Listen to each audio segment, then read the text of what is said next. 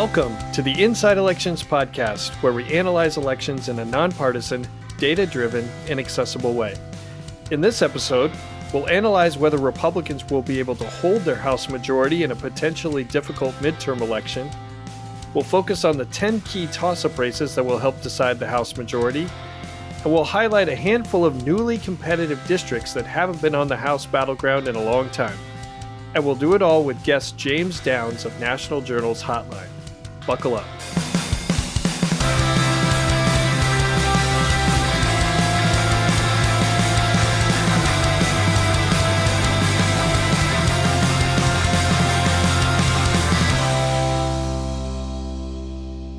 I'm Nathan Gonzales, editor and publisher of Inside Elections, the go-to place for nonpartisan political analysis for more than 40 years.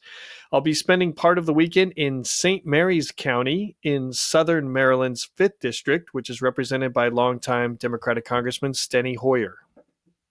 And I am Jacob Rubashkin, deputy editor of Inside Elections. And I spent this past weekend watching the number 11 ranked University of Maryland men's basketball team win their regular season finale over Northwestern in lovely College Park, Maryland, which is represented by Democrat Glenn Ivey in Maryland's 4th Congressional District.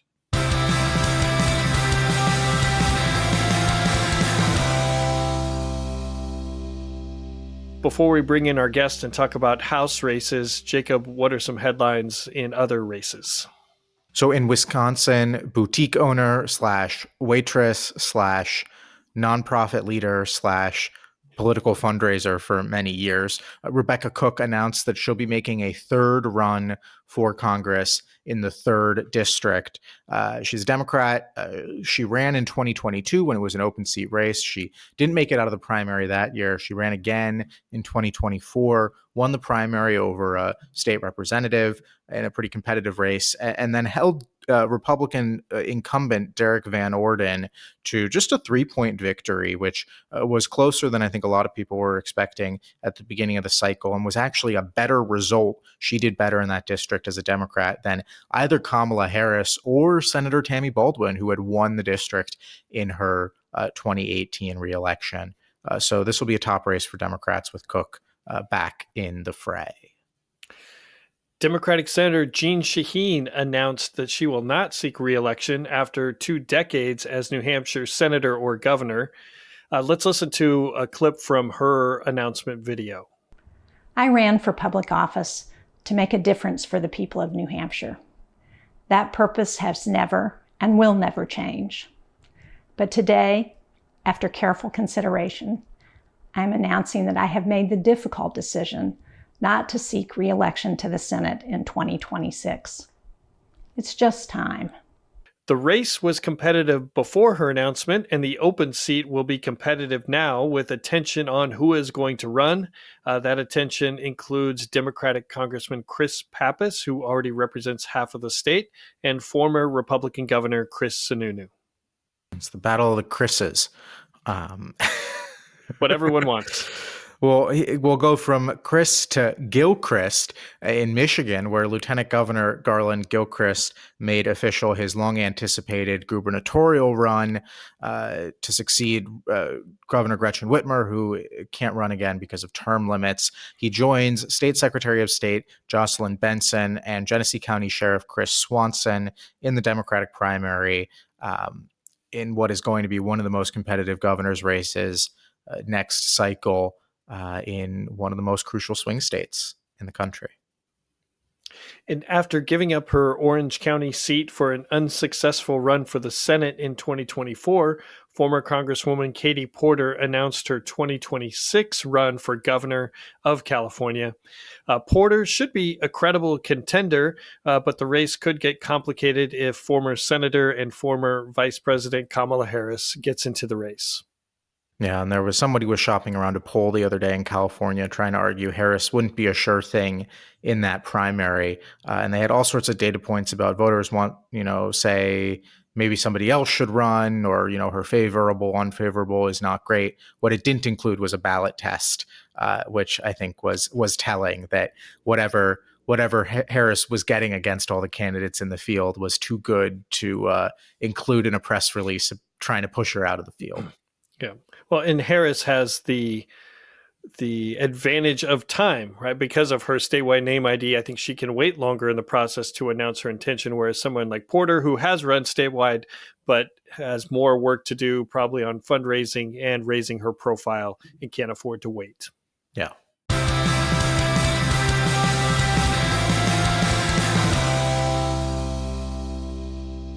I want to welcome our special guest, James Downs of National Journal's Hotline. He is the latest in a long line of current or former Hotline guests. James, welcome to the podcast. Hello. Thanks for having me.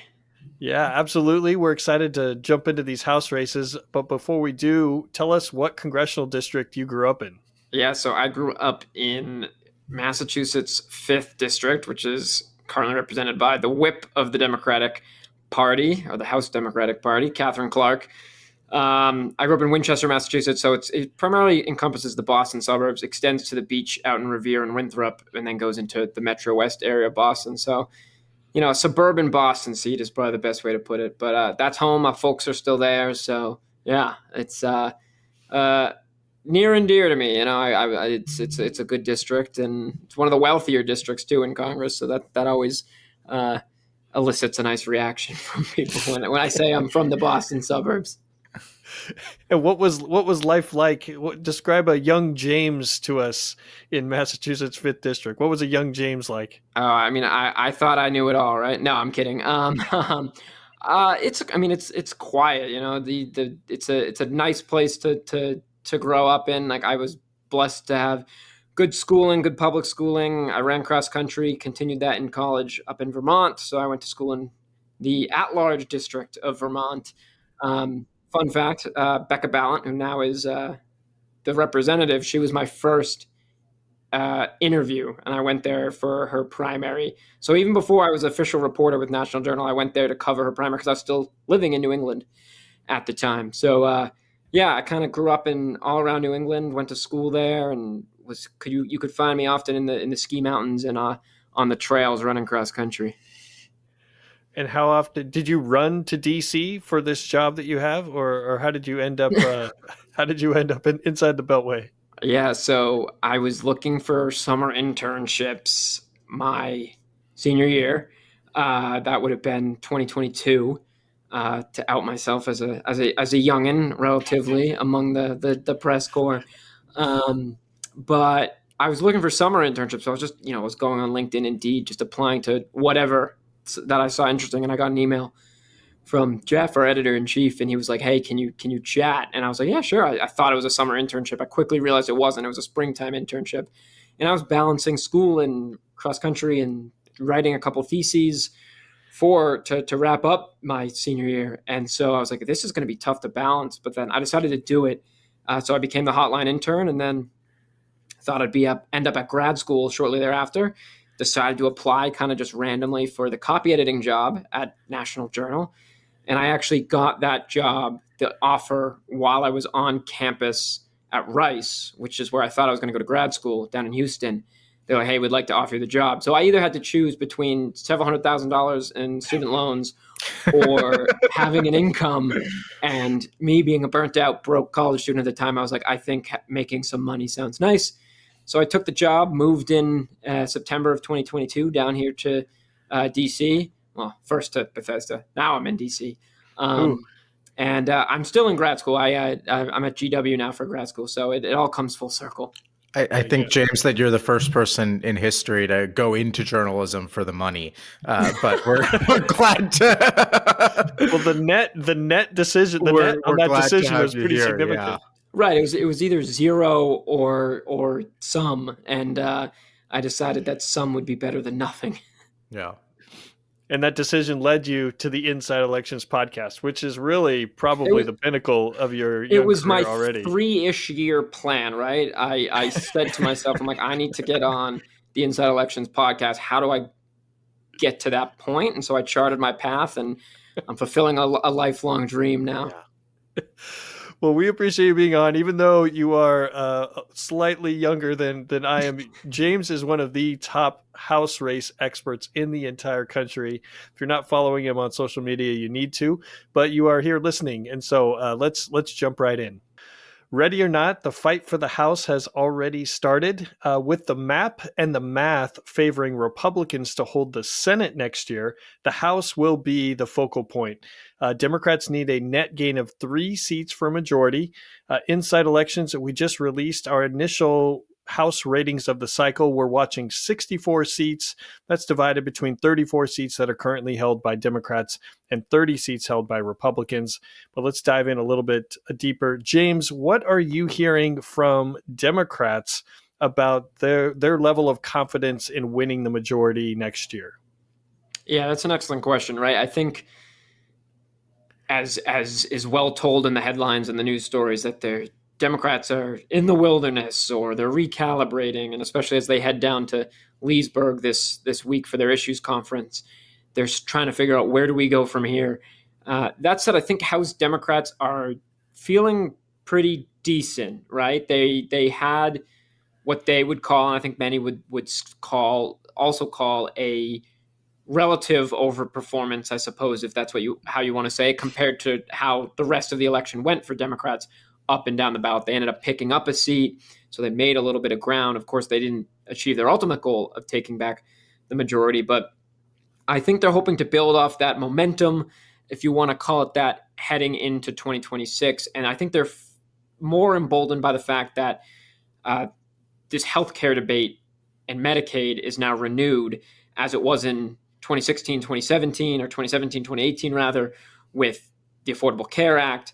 And then I was speaking to a Democrat today. It was like, if you even look at 2005, 2006, when Republicans wanted to overhaul Social Security, and it led to big gains for Democrats then. So they like where the political message is right now. And if they can keep it tailored to healthcare and Medicaid, which is polling better than the Affordable Care Act was in 2017, 2018 at that time, they feel pretty confident that they can knock some Republicans off if they stay in line with these potential cuts to Medicaid, which is also well documented that it looks like they can't set their budget or get their budget done without imperiling the program. Yeah, and Jacob, what do you think are Republicans' initial chances of winning, or no, of holding the majority? Second Trump midterm. What do you see? Yeah, I mean, I think you have to view Republicans as an initial underdog, right? I mean, the historical trend here is very stark, right? On average, we know the average over the last 100 years, essentially, in midterms is the party that doesn't control the White House picks up 29 seats in the House of Representatives.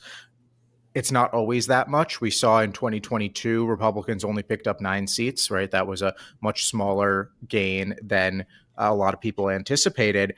However, even a 9-seat gain would be enough for Democrats. Even a 3-seat gain would be enough for Democrats. And you have to pretty deep in history to find instances where the out party didn't pick up at least a few seats. And those are, it's I believe 1934, 1998, and 2002, right? So you've got the Great Depression, you've got the backlash to the impeachment of Bill Clinton, and you've got 9/11 and the Afghanistan war. And those are the only 3 times in history when a party has done what Republicans essentially are trying to do now in 2026. So maybe Trump has broken the mold. Maybe we're in a whole different universe. But I think the trend is so overwhelming and so clear that you have to give Democrats an initial edge. Now, we might not be in wave territory, right? I think that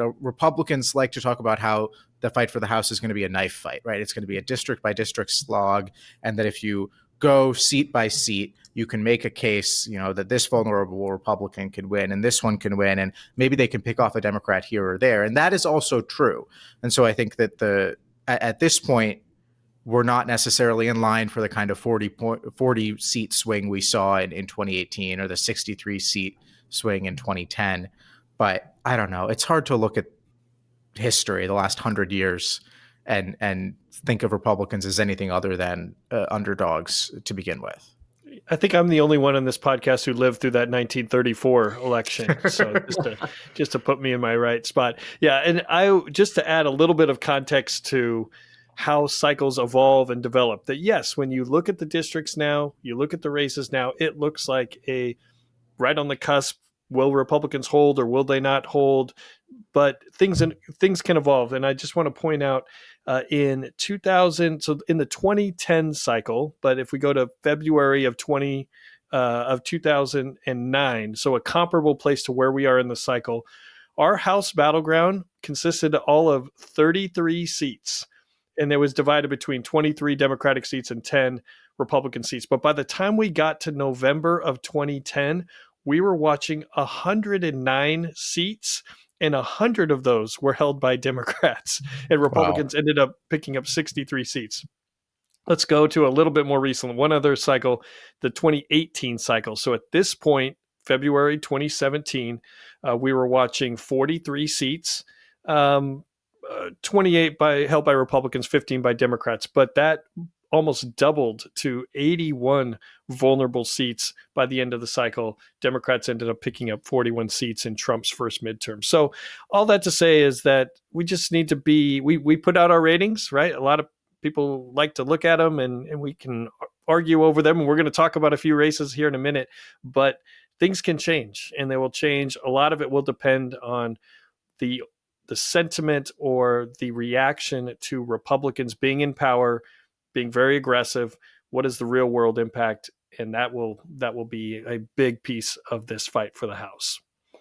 But let's talk about some specific races. At the core of the House battlefield are 10 toss-up races.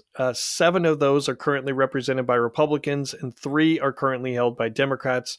Most of them saw very close races in 2024, which is a great starting point for doing ratings this cycle. We don't have time to discuss all of those 10 races, but James, you've done some reporting recently on Colorado's 8th district.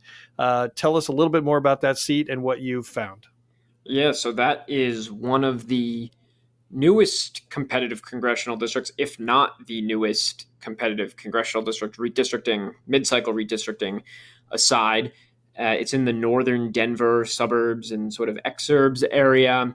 It's held by Representative Gabe Evans, who actually flipped the seat from former Democratic Representative Yadira Caraveo last year. It's one of the closest races in Congress. It's decided by a few thousand votes.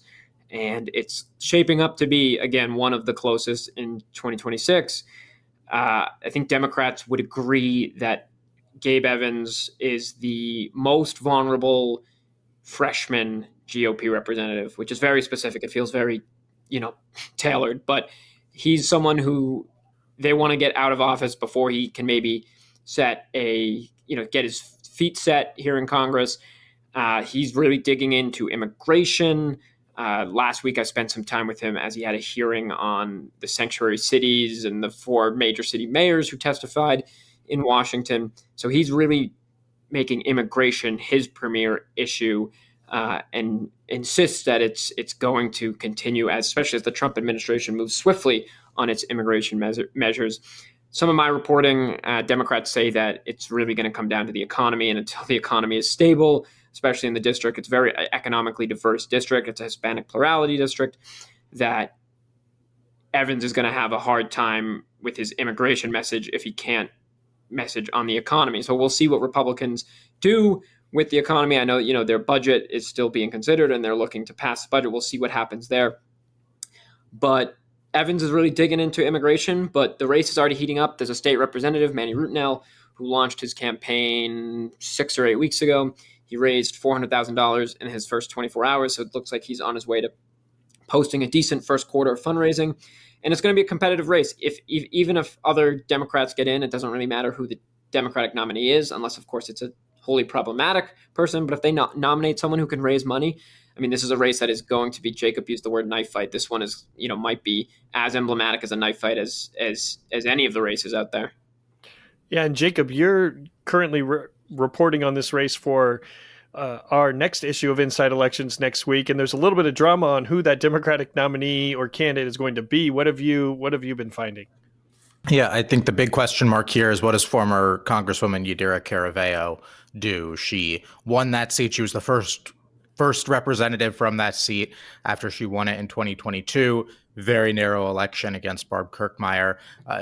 Ran for re-election in 24 against Gabe Evans, lost very narrowly. She won by, I want to say she won by under 2,000 votes in 2022. She lost by under 3,000 votes in 2024. And she is very much considering another bid here. I think that she would be pretty formidable in a primary, given that she's got name recognition and a donor base that, a national donor base from her two high-profile runs. I think that there's some trepidation in D.C. about her running again. There's uncertainty about whether she will, and a lot of it has to do with the pretty highly publicized treatment for depression that she received back in the 2024 cycle. And so I think there's a lot left to develop there, and whether she gets in, I think, will affect kind of who else gets in. There are a number of other people in that district who are circling around, and who the Colorado Democrats that I talked to say are far more likely to get in if Caraveo doesn't run. So I think she's the biggest question mark at this point. But no, I mean, I agree, James. I think, your point about Manny Rutinel, who I believe said today he had raised $1 million, up from the 400 or 500 that he raised in his first couple days in the race. I think that's a stronger start than a lot of people were anticipating from essentially a first-term state legislator who was not on anyone's radar until he jumped into this race. And what's been striking about this race, covering it last cycle or the last two cycles, is that when we were looking at polling, both sides agreed that it was very close, right? And that's not always the case. At some districts, one party has their candidate way ahead, the other had everyone agreed that it was close, and it ended up being very close. It was just and so I think that is the default setting for this district, is that it's drawn in such a way that it's very close. Evans is one of the most vulnerable Republicans. Jacob, talk about one of the most vulnerable Democrats, Derek Tran in California's 45th district, also one of our toss-up races. Yeah, so this district was one of the closest races in 2024. Derek Tran won by, I want to say, like 460 votes or something in that vicinity. He defeated Michelle Steele, who is a Republican congresswoman who won her first election in 2020. Highly contested race then, was a top Democratic target in 2022, but beat her opponent, Jay Chen, and then lost this race to Derek Tran. I think this is a really fascinating contest because it was not a top-tier pickup opportunity at the beginning of the 2024 cycle. I think Democrats were wary of their ability to beat Steele. They were more excited about some other districts, even districts that on paper didn't look as good, like the 41st district with Ken Calvert, which is a more Republican seat. But Tran really was able to win an upset in the primary against a more established candidate, kind of come from nowhere, essentially, to raise a ton of money and mobilize the Vietnamese American community in the district to pull off an upset over Steele, who has been a fixture of Orange County politics for a very long time. So I'm really interested to see how Republicans go about this race in the 26th cycle, because Michelle Steele has said or indicated, I don't think she said publicly, but it's pretty clear she's interested in running again.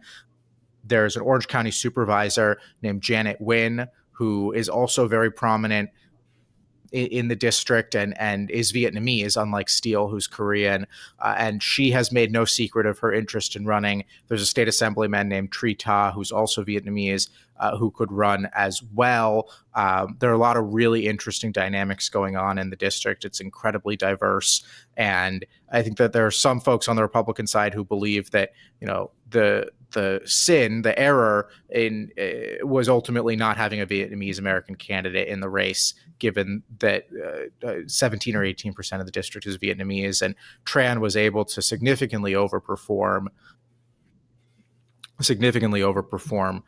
Harris and other Democrats in the most Vietnamese parts of the district. So that's what I'm really looking at. I think it'll be a super expensive race because it's California, it's the LA media market, but also a lot of really interesting political dynamics underneath the surface. And James, what visibility do you have into that district? Have you seen any of these candidates around? Because I know that you tend to spot candidates at local DC establishments. You could talk about you could talk about that, but yeah, have you seen any of these candidates at Bullfeathers? No. Yes, because I'm at Bullfeathers, every day staking. I'm kidding. I wish. No, I can't speak too much to seeing some of these candidates out and about on the Hill or meeting with with the campaign leaders. But to Jacob's point, Michelle Steele has definitely made it no secret that she is considering running again. I think she might have even filed, shortly after she lost. I know some people just do that so they can, start the process and for housekeeping purposes and whatnot. But it'll be an interesting situation to see how the primary plays, whether it's Steele and other Republicans or if Steele clears it. But it seems like it's going to develop a little bit more slowly than some of these other races where candidates are already in and raising money. But I agree with Jacob that it's going to be one of the races to watch, if not the race to watch, and one of the most expensive, and one that will pick up steam probably very quickly once it gets going. And Steele might be in position for a role in the Trump administration. I mean, her husband has been plugged in. She's been a longtime office holder, but he's been plugged in at the RNC for even predating Trump. And also I had a source point out to me that the Steeles might actually also live in the 47th congressional district, which is currently represented by Dave Min. So there could be some movement and options there. But to bring everyone up to speed on this other story that I was alluding to, James was a potential Arizona Democratic candidate at a local Capitol Hill thing, and she ended up announcing for not too long after. So I don't know, James. I'm going to be continuing to follow your Twitter feed. Bullfeathers is just the place to go. It's right there next to the RNC and near the NRCC. So what was a Democrat doing over there? I don't know. Well, she should know better, because one of the big issues in her primary last time was people taking her to task for being a former Republican and hanging out with Republicans. So maybe she just didn't have a great read on the DC social scene. One last toss-up race that I wanted us to talk about is Virginia's 2nd district. This is a Virginia Beach, Hampton Roads area district represented now by Republican Jen Kiggins.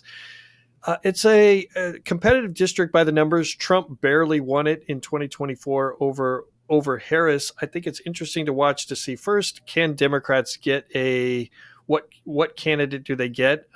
Missy Cotter Smazel, who ran last time, was on paper. It looked like she had a lot of attractive attributes to her resume, but she just kind of struggled to raise money, and it just didn't really click. Kiggins ended up obviously winning. But now, who do Democrats nominate? But also, what is the role of a increased population of military families and federal employees? So I think this will be a key district to watch in 2026. And also, what is the result of the 2025 race for governor? What is the Democratic and Republican breakdown of those results? But I know that with Virginia 2nd, to each of you, what are you watching in particular for that district?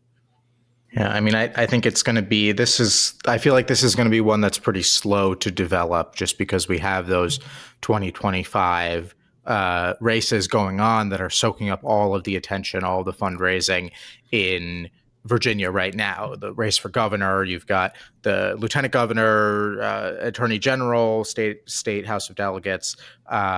There's a lot happening in Virginia right now. I mean, in 2023, Missy Cotter Smazel didn't get into that race until September of 2023, which was pretty late. I remember this one being one of the major recruitment holes for Democrats in the 23 cycle. And that was just for state legislative races that were going on in 23. So with the governor's race later on top of that, I wouldn't be surprised, quite frankly, if we don't really have a candidate until September, October, November, after the election even. But it certainly doesn't seem like anyone is making serious moves, at least that I've heard at the moment. I don't know, James, what are you hearing here? What do you think about this one?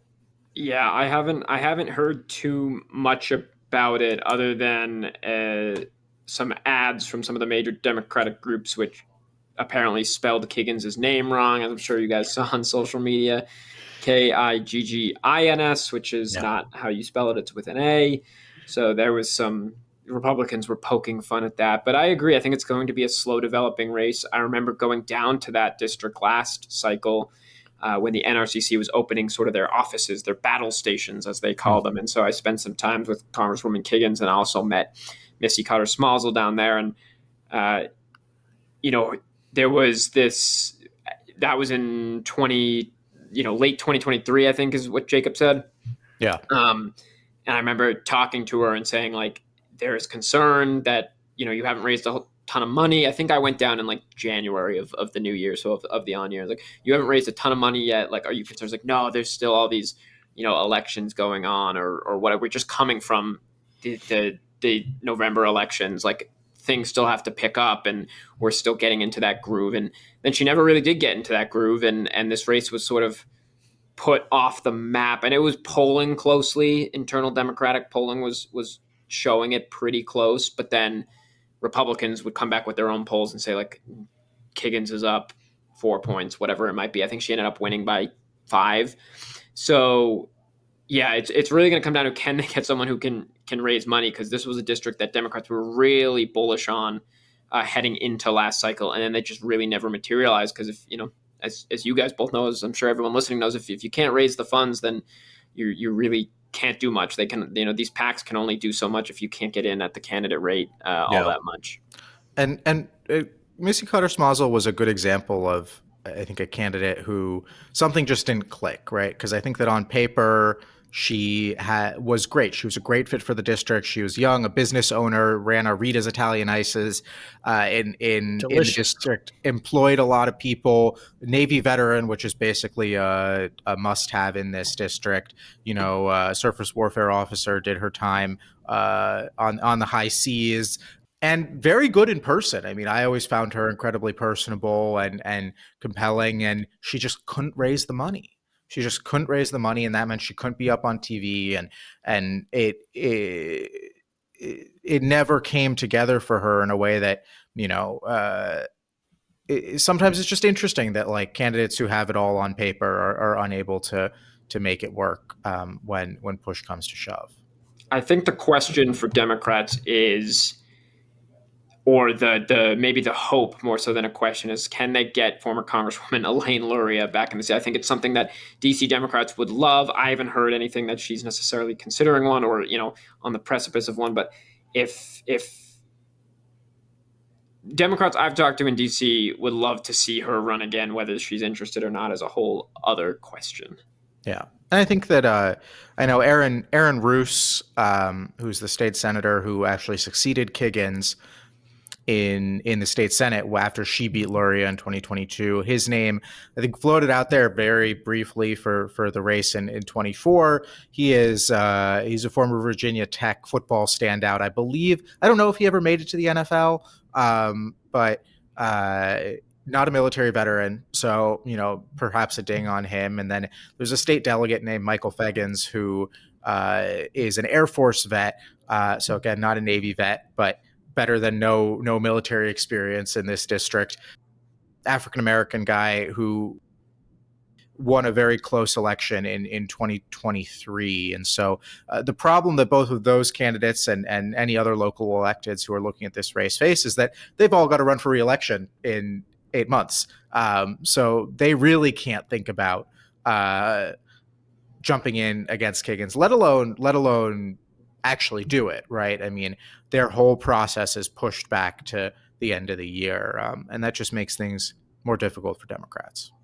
So we talked about the races at the core of the battlefield in the toss-up category, but maybe the most controversial ratings that we had were ones that were on the outskirts and new races that we added that aren't the typical 2, 3, 4 dozen races.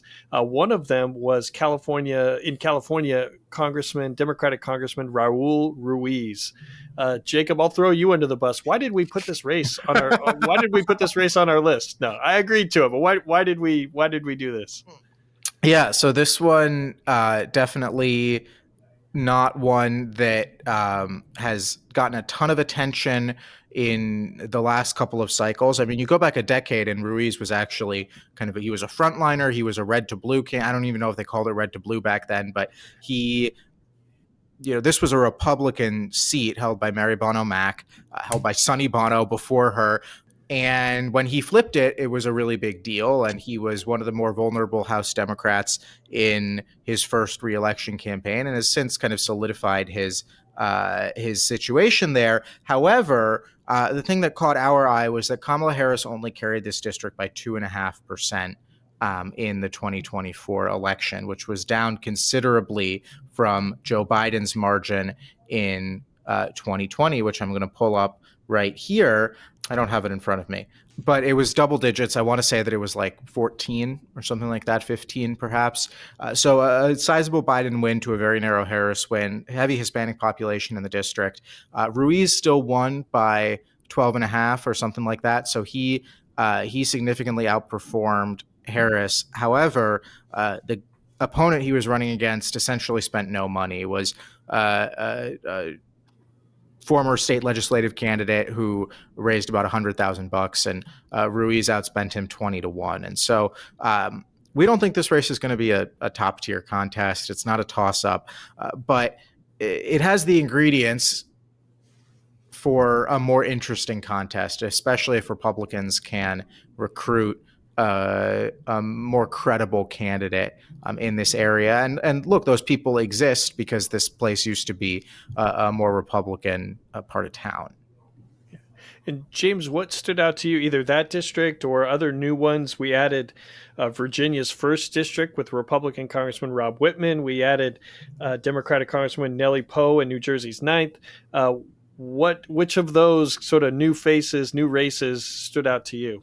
Yeah, I think the California one, the Ruiz seat is interesting, but I think it potentially poses some difficulties for Republicans because they have other seats probably just in the state alone that they're going to be more interested in. We talked about one of them with the trans seat. Then you have Adam Gray and defending a couple of their own incumbents. So that it'll be interesting to see how the 25th does shake out. I think both Whitman and the Poe seat are interesting. I would say Republicans are most intrigued by the New Jersey 9th congressional district because of the huge swing. I think it was a 20-point swing to the right, heavy Hispanic population. And the Congresswoman has never really been tested in a state or now federal race. So can they get the right person, raise some money? I know their nominee from last year, Billy Prempa, I believe is how you pronounce his name. He's running again, but he hasn't raised any money. So, Republicans are intrigued and interested and probably ready to spend there if the race materializes. And then I think Virginia 1 kind of represents a similar case for Democrats for similar reasons to Virginia 2 with federal workers and veterans and things of that nature. Like if the ingredients are there, if the environment is right, this is not a seat that Republicans could potentially ignore. So Democrats are definitely watching that one anxiously to see if it's trending toward a much bluer year. They're thinking they might be able to get someone like Whitman, maybe not Whitman himself, but districts like that. So both of those are intriguing races that I kind of have at the periphery of my view right now. But I mean, Trump did win the New Jersey 9, so like that makes it an instant contender, especially for Republicans this early on. And I think the nice thing is we'll get temperature checks on both of these districts to a certain degree this fall, because both of these states are having gubernatorial elections. So to the extent that we're wondering whether the New Jersey 9 shift was a flash in the pan, right? How well does the Republican do in that district in the governor's race? Different dynamics. Governor's races are different, off-year elections, whatever. But if it's close, that tells us something. If it goes back to being a double-digit 20-point Democratic win, that tells us something else. And same in Virginia. I think the Virginia seat, honestly, I am more of a believer in the Virginia seat's underlying competitive nature than I am in the New Jersey 9 seat, if only because we have many cycles of data now to support Virginia 1 trying to become a more competitive seat. So, we crunched the numbers on presidential performance. We put this in our House overview last week. In 2016, Virginia 1 voted for Trump by the new Virginia 1, to be clear, current lines, voted for Trump by 13 points. In 2020, it only voted for Trump by 6 points.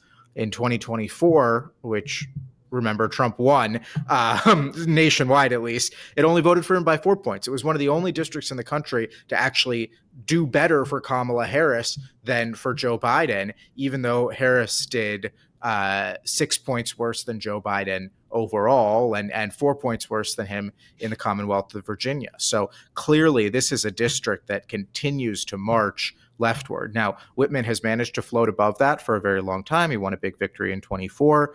But I think if you get the right candidate in this district, now that it comes down into the Richmond suburbs, I think this could be a sleeper race to watch.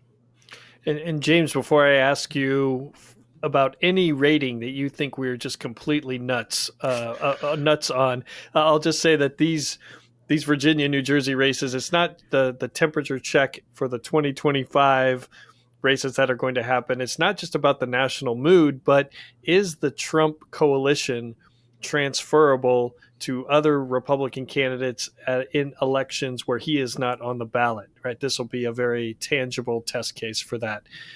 James, is there any rating? I'm going to leave it broad. Is there something where you saw that rating and you're like, these guys are they're spending too much time at Bull Feathers. What are they doing? Nathan, how much time do we have, right? It's a 3 hour. It's just actually a 3 hour podcast. So yeah, exactly. No, I think it's a excellent list that really captures, the moment that we're in right now. There's, I guess, one question would be is Minnesota 2 with Angie Craig. I'm sure I'm not the first person to raise this point. Present company included. She ran and won big in 2024. So when I first saw that rating, I was like, is this anticipatory of a potential open seat? That was my first gut reaction. And so I wonder that. I asked the crowd here. Yes. Well, and there may or may not have been continue to be rigorous discussion about this rating behind the scenes. But yes, I think that the open seat, it's a Democratic leaning district, but I think Craig she made this district look easier than it is if it's an open seat. Just keeping our minds open to a potential competitive race there. Yeah, no, I agree. I mean, she certainly has established herself as an excellent fundraiser, a powerhouse of sorts among frontline Democrats, and she's made herself a little bit of a national profile. I think she was the first frontline Dem to say, "Joe, you got to go," and ask for Biden to step down. So she's definitely been out there. She made moves on the Agriculture Committee. Not that anyone really cares about that outside of our little ecosystem, but yeah. She's certainly been politicking pretty hard lately, and yeah, I agree. I think if this seat is open, Republicans will be all over it. Well, I don't know if you're aware, James, but if Biden had stayed in the race, I'm told that he would have won. So I'm surprised. She might have been on the wrong side. I'm hearing that for the first time. Like, this is news to me. So I hope people can pick up the sarcasm coming through our microphones. But James, thank you for joining us. But we wanted you to stick around for this final segment.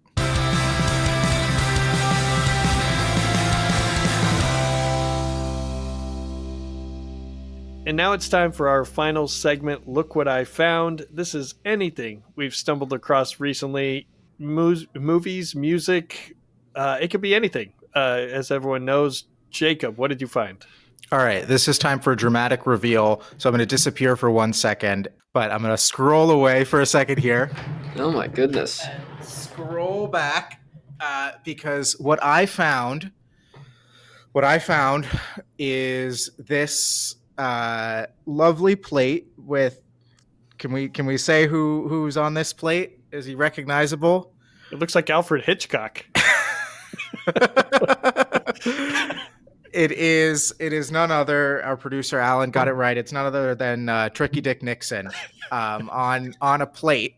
So this is a Wedgwood plate made by the Jasperware company that makes Wedgwood, and they did a series of every president. I don't actually know up till when. This I know was produced in the 70s. And they have they have plates with the profiles of every U.S. president. I saw this at a flea market in DuPont Circle, and I had to buy it instantaneously. I saw it, and I was like, I have to buy it. And then I looked at the price, and it was not expensive. And I said, now I really have to buy it. And so I got it. I went over, and the guy, as soon as I brought it over, the guy was like, you knew you had to buy it as soon as you saw it, right? And I was like, yeah, you got me. So now I've got to find the other 45 presidents and their plates. But yeah, that is what I found. And apparently I need to wear glasses when trying to evaluate the silhouettes of the presidents, unless Alfred Hitchcock was one of our unknown, less famous presidents. But James, what did you find? Yeah, I don't have it on me. It's in the other room, unfortunately. But I was out in Portland, Oregon, visiting my college best friend a couple months ago, and we went to Astoria for the day. Cannon Beach and then Astoria, and I was in a flea market sort of similar to Jacob, and I found a Begich for Congress button. And it was, I mean, it's not Nick Begich. It's not the current, I think it is Nick Begich. I think it's Nick Begich Sr. though. I mean, this button is old. So I like to collect these congressional buttons, and put them at my desk, just because, I cover these people, I cover these things. So that one was it's probably my coolest find ever. I think probably because I've interviewed the current congressman several times. I know him decently well, and to see, Begich the Elder, a button from his back that would have been the 70s. That was a really cool find. I bought it for $2. So wow. That's my favorite. It's very simple. It's literally just a white button that says Begich in all blue. But yeah, that's probably my coolest little political treasure that I've found recently. Oh, did you show it to the congressman yet? No, I still need to do that, but I haven't had any reason to necessarily say, hey, that's a reason. I should. I have cold texted members on much flimsier pretenses than that kind of thing. I thought you were going to bring up a Goonies reference anytime someone goes to the Astoria Cannon Beach movie, but that movie, I guess they're going to do a reboot, I think, of it, which probably can't be anything close to the original. But no, we saw a bunch of, and I've been to Cannon once before in Portland several times, but I'd never really been to a store other than just driving through. But there were so many Goonies references and merchandise and this and that. It was cool. My buddy runs an vintage clothing. I feel like everyone in Portland does that. No disrespect. I love Portland and the people there.